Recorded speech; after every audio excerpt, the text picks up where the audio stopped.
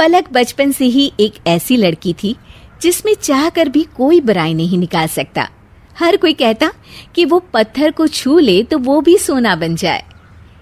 एक दिन माँ कहती है, पलक भागकर जा, डॉक्टर को लेकर आ बेटा, पापा की तबीयत काफी खराब है। पलक डॉक्टर को ले आती है, लेकिन डॉक्टर जो कहते हैं उसे सुनते ही पूरे परिवार के पैरों तले जमीन खिसक जाती है। इनके बचने की उम्मीद बहुत कम है। नहीं नहीं, ऐसा मत बोलिए डॉक्टर साहब, इन्हें कुछ हो जाएगा तो हम तो जीते जी मर जाएंगे। डॉक्टर साहब, कोई तो तरीका निकालिए जिससे इनका इलाज हो जाए और ये ठीक हो जाए। देखिए, तरीका तो है, क्यों नहीं तरीका, लेकिन क्या डॉक्टर साहब? देखिए, आप लोग वो नहीं कर पाएंगे। क्या डॉक्टर साहब? देखिए, आप लोगों को इनके इलाज के लिए कम से कम 50 लाख रुपए की तैयारी करनी होगी। इनके इलाज में 50 लाख रुपए का खर्चा है। डॉक्टर विदेश से बुलाने होंगे।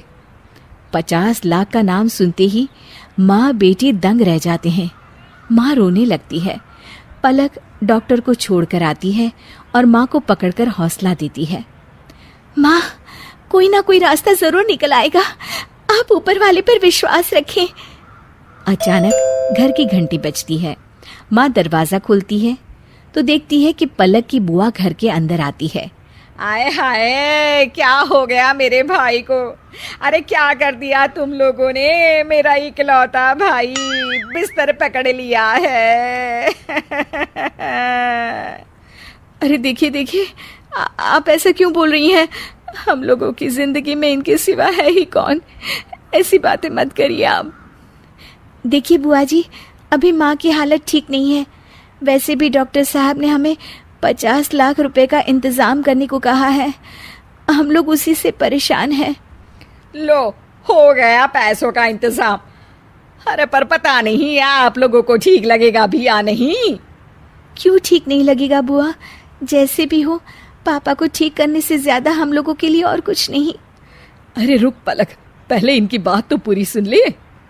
दरअसल मेरे घर के पास ही राकेश रहता है। बहुत बड़ी कोठी, कार, पैसा सब है उन लोगों के पास। अगर राकेश से पलक की शादी हो जाए तो। अरे दीदी, आप भी क्या बातें कर रही हैं? ये बिस्तर पर पड़े हैं, पैसों के लिए हम मोहताज हैं और आप शादी की बात कर रही हैं। दरअसल ना, राकेश के साथ शादी करने वाली लड़की के परिवार को राकेश के माँ बाप 50 लाख रुपए देंगे। वो क्यों भला? लड़का पैसे देकर शादी कर रहा है? बात हजम नहीं हुई। अरे माँ, रहने देना, हमें क्या, पैसे तो मिल रहे हैं ना पापा के लिए। अभी ये सोच। अच्छा बुआ, आप उन लोगों से कहिए कि हमें पैसे भेज दे, मैं शादी करने के लिए तैयार हूँ।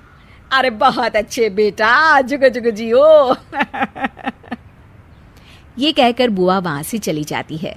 उन लोगों को पैसे मिल जाते हैं और पलक के पापा का इलाज भी शुरू हो जाता है और पलक शादी करके पहुंच जाती है राकेश के घर। राकेश बहुत ही सीधा सादा, कोई काम धाम न करने वाला लड़का होता है।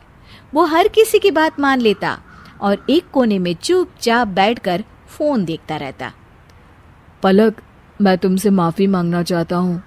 मैं तुम्हारे लायक नहीं था, लेकिन फिर भी तुम्हें मुझसे शादी करनी पड़ी। तुम्हारे पापा बीमार ना होते तो शायद मेरे घर वाले कभी भी तुम्हारे जैसी गुणी संस्कारी लड़की से मेरी शादी नहीं करवा पाते। पलक राकेश को देखकर मुस्कुराती है। ये मेरा भाग्य था, मुझे आपकी ही बीवी बनना था। शायद इसीलिए ईश्वर ने ये स्वांग रचा। अच्छा आप ये बताएं कि आप क्यों काम नहीं करते कुछ भी? अरे मैं कुछ कर ही नहीं सकता हूँ, मैं ज़्यादा पढ़ा लिखा नहीं हूँ ना। ऐसा नहीं है कि मैंने कभी कोई काम नहीं किया, लेकिन हाँ, जब भी कोई काम करता कोई ना कोई मुझे बेवकूफ़ बनाकर निकल लेता। अच्छा कोई बात नहीं, अब मैं आपके साथ हूँ ना, कोई भी आपको बेवकूफ़ नहीं बना सकेगा। चलिए अब पापा से मिलने घर चलते हैं। दोनों मिलकर पलक के घर जाते हैं, जहाँ उसके पापा पलक को देखकर खुश हो जाते हैं। वो बिल्कुल ठीक होते हैं। शुक्रिया पलक बेटा, भगवान तुम्हारे जैसी बेटी सबको दे। आज मैं सिर्फ तुम्हारी वजह से जिंदा हूँ। नहीं पिताजी, ये तो राकेश के घर वाले हैं जिन्होंने मुझे बहू के रूप में स्वीकार किया, वरना ये सब मुमकिन नहीं था। मैंने तो सिर्फ वक्त पर अपनी बुद्धि और विवेक से काम लिया। राकेश उन लोगों के साथ मिलकर घर आता है और अगले दिन, पलक, मैं आज से काम पर जाऊंगा। लेकिन फिर कोई आपको बुद्धू बना दे तो? आज तक किसी ने मुझे इतना महत्वपूर्ण नहीं माना था जितना तुमने कल अपने पापा के सामने कहा।